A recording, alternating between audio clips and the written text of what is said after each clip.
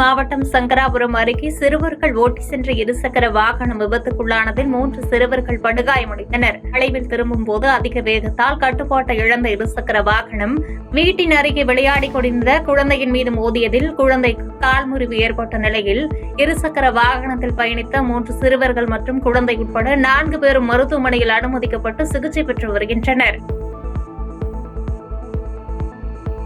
திருப்பத்தூர் மாவட்டம் வாணியம்பாடி அரசு மருத்துவமனையில் துப்புரவு பணியாளர்களை வைத்து மருத்துவம் பார்க்கும் அவலம் ஏற்பட்டுள்ளதாக புகார் எழுந்துள்ளது. மேலும் நோயாளிகள் சிகிச்சை பெறும் அறையில் எலிகள் நடமாட்டம் காணப்படுவதோடு சுகாதாரமற்ற முறையில் மருத்துவமனை செயல்பட்டு வருவதாக கூறப்படுகிறது. இதுகுறித்து நோயாளிகள் எடுத்த வீடியோ வெளியாகி பரபரப்பை ஏற்படுத்தி வரும் நிலையில் துறை சார்ந்த அதிகாரிகள் உரிய நடவடிக்கை எடுக்க கோரிக்கை எழுந்துள்ளது. வேலூரில் டாஸ்மாக் கடைக்கு வந்த வடமாநில இளைஞரை தாக்கி பணம் மற்றும் செல்போன் பறித்த இருவரை போலீசார் கைது செய்தனர். இதனை அங்குள்ளவர்கள் வீடியோவாக எடுத்து சமூக வலைதளத்தில் பரப்பிய நிலையில் வடக்கு காவல் நிலைய போலீசார் நடவடிக்கை எடுத்து யோகராஜ் மற்றும் சூரிய பிரகாஷ் ஆகிய இருவரை கைது செய்து சிறையில் அடைத்தனர். கல்லூரி மாணவனை கடத்தி கொலை செய்த சம்பவத்தில் 12 ஆண்டுகளுக்கு பிறகு 2 நபர்களுக்கு தலா 24 ஆண்டுகள் சிறை தண்டனை மற்றும் தலா 7000 அபராதம் விதித்து திருவண்ணாமலை மாவட்ட ஒருங்கிணைந்த நீதிமன்ற வளாகத்தில் உள்ள கூடுதல் மாவட்ட நீதிமன்றம் உத்தரவு பிறப்பித்துள்ளது. கடந்த 2012ஆம் ஆண்டு டிசம்பர் மாதத்தில் நிகழ்ந்த கொலை வழக்கில் தீர்ப்பு வழங்கப்பட்டதைத் தொடர்ந்து குற்றவாளிகள் இருவரையும் வேலூர் மத்திய சிறையில் அடைத்தனர். திருப்பூர் மாவட்டம் அவிநாசியில் தனியார் தோட்டத்தில் வளர்ந்திருந்த சந்தன மரத்தை வெட்டி கடத்திய 2 பேர் கைது செய்யப்பட்டனர். கைதான இருவரிடம் மேற்கொண்ட விசாரணையை தொடர்ந்து கடத்தல் மரத்தை விலைக்கு வாங்கிய நபரையும் கைது செய்த போலீசார் தொடர்ந்து 3 பேரையும் அவிநாசி கிளை சிறையில் அடைத்தனர். சேலம் மாவட்டம் ஓமலூர் வட்டாரத்தில் கிராமப்புற பெண்கள் மற்றும் மகளிர் குழுக்கள் ஆகியோர் காடை வளர்த்து வருவாய் ஈட்ட கால்நடை பராமரிப்புத்துறை மருத்துவர்கள் ஆலோசனை வழங்கியுள்ளனர். குறைந்த இடவசதி உள்ளவர்களும் கூண்டுகள் மூலமும் சிறு பண்ணைகள் மூலமும் காடை வளர்க்கலாம் என்று அறிவுறுத்தியதோடு காடை வளர்ப்பு முறைகள் போன்ற ஆலோசனைகள் மற்றும் உதவிகளை அந்தந்த பகுதி கால்நடை மருத்துவர்களிடம் தெரிந்து கொண்டு பயனடையலாம் என்று அறிவுறுத்தியுள்ளனர். நீலகிரி மாவட்டம் தேவாலா அரசு பழங்குடியினர் உயர்நிலைப் பள்ளியின் முன்னாள் பள்ளி மாணவர்கள் இணைந்து பள்ளிக்கு தேவையான பொருட்களை சீர்வரிசையாக ஆட்டம் பாட்டத்துடன் எடுத்து வந்த காட்சி தற்போது வைரலாகி வருகிறது. தொடர்ந்து நடைபெற்ற நிகழ்வில் சட்டமன்ற உறுப்பினர் ஜெயசீலன், நகர்மன்ற உறுப்பினர் சேகர் உள்ளிட்டோர் கலந்து கொண்டு சிறப்பித்தனர். புதுக்கோட்டை மாவட்டம் பொன்னமராவதி அருகே உள்ள கொன்னையம்பட்டி அங்காண்டி அம்மன் பங்குனி பொங்கல் திருவிழாவை முன்னிட்டு ஜல்லிக்கட்டு போட்டி விமர்சையாக நடைபெற்றது. இதில் 850 ஜல்லிக்கட்டு காளைகளும் 300 மாடுபிடி வீரர்களும் களம் கண்ட நிலையில் வெற்றி பெற்ற மாடுபிடி வீரர்களுக்கும் மாட்டின் உரிமையாளர்களுக்கும் பரிசு பொருட்கள் வழங்கப்பட்டது. ராணிப்பேட்டை மாவட்டம் சோளிங்கர் அடுத்த கீழாண்டமோட்டூர் கிராமத்தைச் சேர்ந்த திலீப் இருசக்கர வாகன விபத்தில் சிக்கி உயிரிழந்தார். உயிரிழந்த நபர் ஆவடி வீராபுரத்தில் பட்டாலியின் போலீசாக பணியாற்றி வந்த நிலையில் விபத்து குறித்து கொண்டபாளையம் போலீசார் வழக்கு பதிவு செய்து விசாரித்து வருகின்றனர். மேலும் குறுகிய வளைவு பாதையில் அடிக்கடி இதுபோன்று விபத்து நேரிட்டு உயிரிழப்புகள் ஏற்படுவதாக புகார் தெரிவித்துள்ள அப்பகுதிவாசிகள் சாலையை அகலப்படுத்த வேண்டும் என்று கோரிக்கை வைத்துள்ளனர்.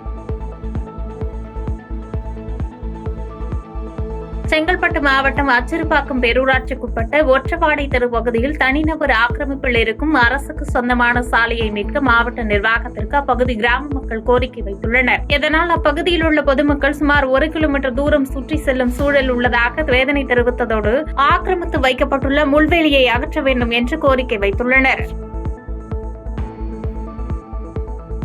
திருப்பூர் மாவட்டம் தாராபுரத்தில் ஏழை மாணவர்களுக்கு இலவசமாக கூடைப்பந்து பயிற்சி அளித்து வரும் ஸ்ரீதர் என்பவரை பாராட்டி தேமுதிக மாவட்ட செயலாளர் பன்னீர்செல்வம் சால்வை அணிவித்தார். மேலும் கடந்த 7 வருடங்களாக ஸ்ரீதரின் சேவையை பாராட்டி ரூபாய் 25,000 வெகுமதி வழங்கினார்.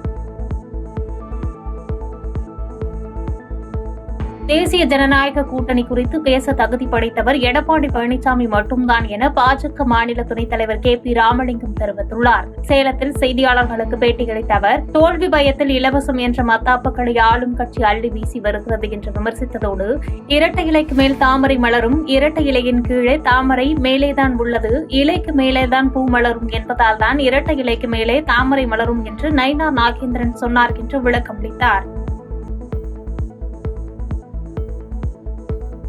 கடலூர் மாவட்டம் விருத்தாசலம் அருகே சாராய விற்பனை செய்து வந்த பெண் குண்டர் தடுப்பு சட்டத்தில் கைது செய்யப்பட்டுள்ளார். கைதான பெண்ணிடமிருந்து விற்பனைக்கு வைத்திருந்த 62 மது பாட்டில்களை பறிமுதல் செய்த நிலையில் விருத்தாசலம் மதுவிலக்கு அமல் பிரிவில் 34 சாராய வழக்குகளும், விருத்தாசலம் காவல் நிலையத்தில் 7 சாராய வழக்குகளும் என மொத்தம் 41 வழக்குகள் உள்ளது விசாரணையில் தெரியவந்துள்ளது. கடலூர் மாவட்ட காவல் கண்காணிப்பாளர் ஜெயக்குமார் பரிந்துரையின் பேரில் கடலூர் மாவட்ட ஆட்சித்தலைவர் சிபி ஆதித்யா செந்தில்குமார் ஓராண்டு காலம் குண்டர் தடுப்பு காவலில் வைக்க ஆணையிட்டதன் பேரில் சாராய விற்பனையில் ஈடுபட்ட பெண் குண்டர் தடுப்பு காவலில் வேலூர் பெண்கள் மத்திய சிறையில் அடைக்கப்பட்டார்.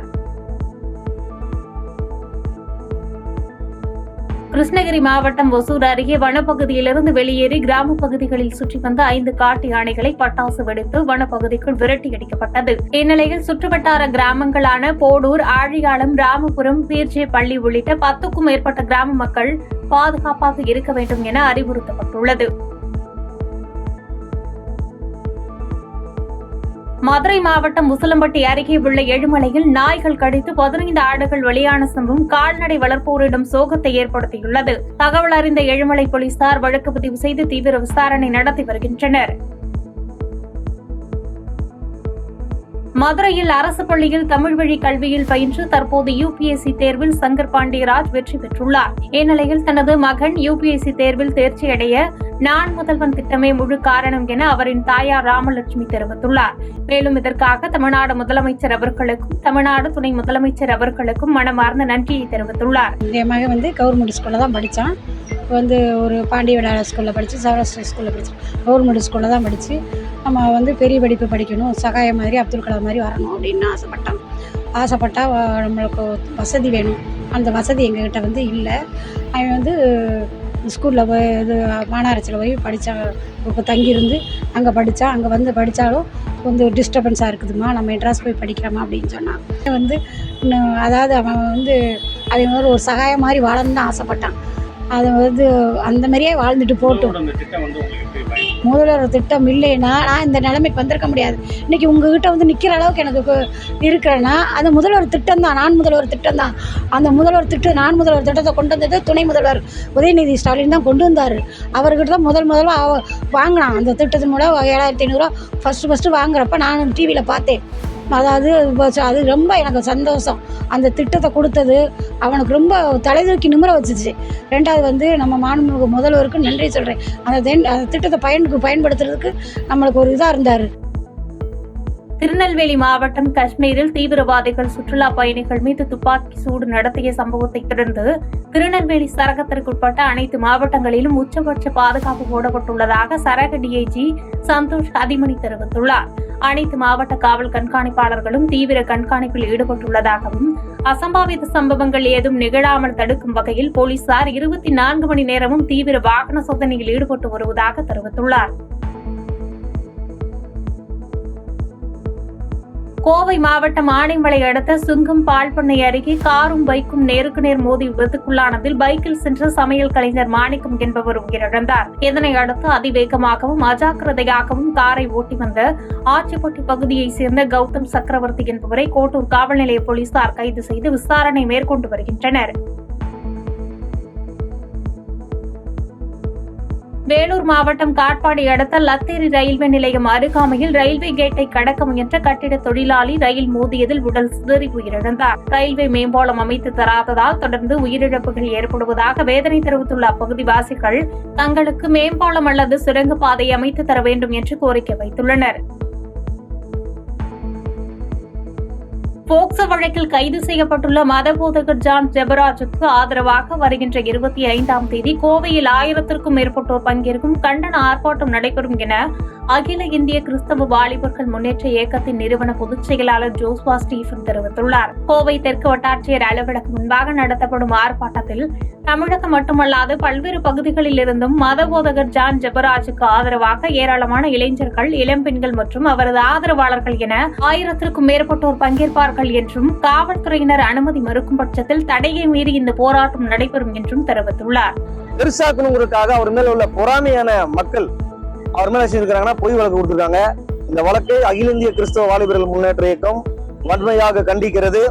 இந்த வழக்கினுடைய உண்மையான தன்மையை அரசு வெளிப்படுத்த வேண்டும். அந்த 1000க்கும் மேற்பட்ட மக்கள் இந்த வழக்கில் ஈடுபட்டிருக்காங்க. இந்த வழக்கை அகில இந்திய கிறிஸ்தவ வாலிபர்கள் முன்னேற்ற இயக்கம் வன்மையாக கண்டிக்கிறது. இந்த வழக்கினுடைய உண்மையான தன்மையை அரசு வெளிப்படுத்த வேண்டும். அந்த 1000க்கும் மேற்பட்ட மக்கள் இந்த வழக்கில் ஈடுபட்டிருக்காங்க. இந்த வழக்கை அகில இந்திய கிறிஸ்தவ வாலிபர்கள் முன்னேற்ற இயக்கம் வன்மையாக கண்டிக்கிறது.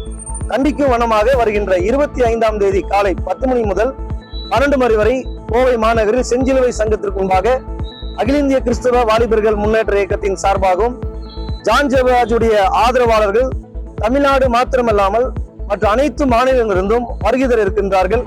அவருடைய ஆதரவாளர்கள் இதை அழைப்பானையாக எடுத்துக்கொண்டு அந்த வருகின்ற 25ஆம் தேதி நடைபெற ஆர்ப்பாட்டத்துக்கு பெருந்திரளாய் கலந்து கொள்ள வேண்டும்.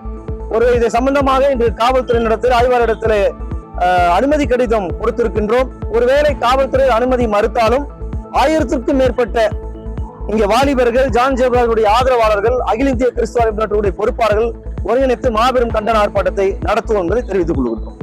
செய்திகளை உடனுக்குடன் தெரிந்து கொள்ள கீழ்கண்ட கேபிள் மற்றும் டிடிஹெச் நெட்வொர்க்குகளில் எம்நாடு செய்தி தொலைக்காட்சியை காணுங்கள். பாதகம் செய்பவரை கண்டால் நாம் பயம் கொள்ளலாகாது பாப்பா. மோதி மிதித்து விடு பாப்பா, அவர் முகத்தில் உமிழ்ந்து விடு பாப்பா. அண்மை செய்திகளை உடனுக்குடன் தெரிந்து கொள்ள இணைந்திருங்கள் எம்நாடு தொலைக்காட்சியுடன்.